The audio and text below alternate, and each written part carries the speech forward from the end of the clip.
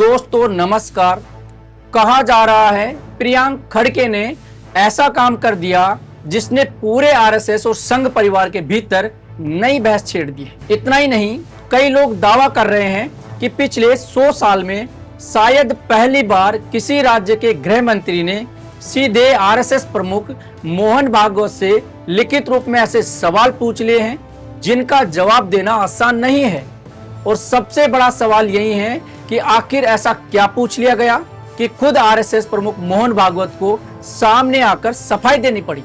दरअसल कर्नाटक के गृह मंत्री और कांग्रेस अध्यक्ष मल्लिकार्जुन खड़गे के बेटे प्रियांक खड़गे ने मोहन भागवत को 2 पन्नों का एक पत्र भेजा है और इस पत्र के बाद पूरे देश में नई बहस शुरू हो गई है। प्रियांक खड़गे ने पूछा कि आखिर आरएसएस का कानूनी दर्जा क्या है, क्या उसका कोई औपचारिक रजिस्ट्रेशन है, अगर नहीं है तो इतने बड़े संगठन का संचालन किस कानूनी आधार पर हो रहा है। उन्होंने कहा कि आरएसएस खुद दावा करता है कि उसकी हजारों शाखाएं, लाखों स्वयंसेवक हैं और अकेले कर्नाटक में ही 4000 से ज्यादा दैनिक शाखाएं, साप्ताहिक कार्यक्रम और सैकड़ों बड़े आयोजन किए जाते हैं। ऐसे में सवाल उठता है कि इतने बड़े स्तर पर होने वाली गतिविधियों का खर्च आखिर कहां से आता है, फंडिंग कौन करता है, डोनेशन कहां से आता है और इस पूरे आर्थिक ढांचे की जवाबदेही किसके पास है। प्रियांक खड़गे ने यह भी पूछा कि जब छोटे छोटे ट्रस्ट, एनजीओ और संस्थाओं तक को रजिस्ट्रेशन और ऑडिट की प्रक्रिया से गुजरना पड़ता है तो फिर आरएसएस इस दायरे से बाहर क्यों है। जब दूसरी संस्थाओं को अपने खातों और संरचना का विवरण देना पड़ता है तो फिर आरएसएस के लिए अलग व्यवस्था क्यों होनी चाहिए। और यहीं से विवाद और गहरा हो गया क्योंकि अब सवाल सिर्फ राजनीति का नहीं रह गया है बल्कि पारदर्शिता और जवाबदेही का बन गया है।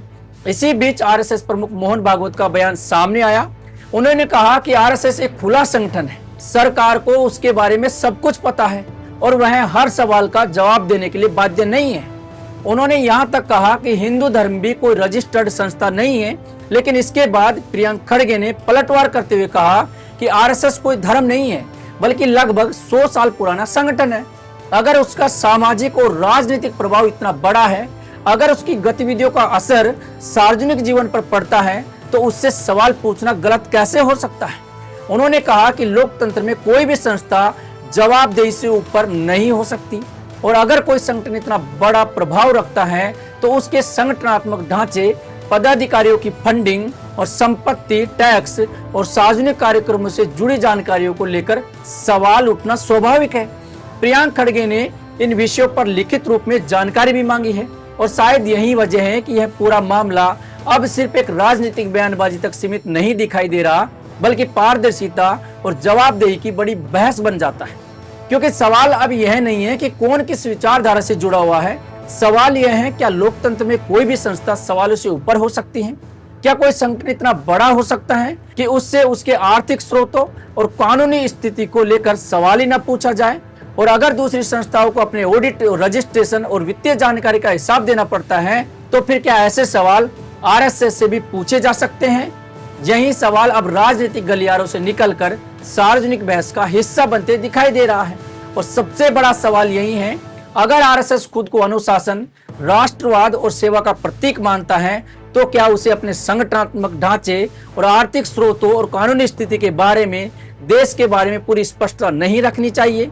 क्या मोहन भागवत और आरएसएस इस सवालों का लिखित जवाब देंगे या फिर यह विवाद आने वाले दिनों में और बड़ा होने वाला है। फिलहाल इतना जरूर है कि प्रियांक खड़गे के इस 2 पन्नों के पत्र ने एक नई बहस को जन्म दे दिया है और अब सबकी नजर इस बात पर टिकी हुई है कि इस पूरे विवाद का अगला अध्याय क्या होगा। दोस्तों, अगर ये वीडियो आपको अच्छा लगा है तो हमारे चैनल को सब्सक्राइब जरूर कीजिएगा और अपनी राय जो है कमेंट बॉक्स में जरूर रखिएगा। धन्यवाद।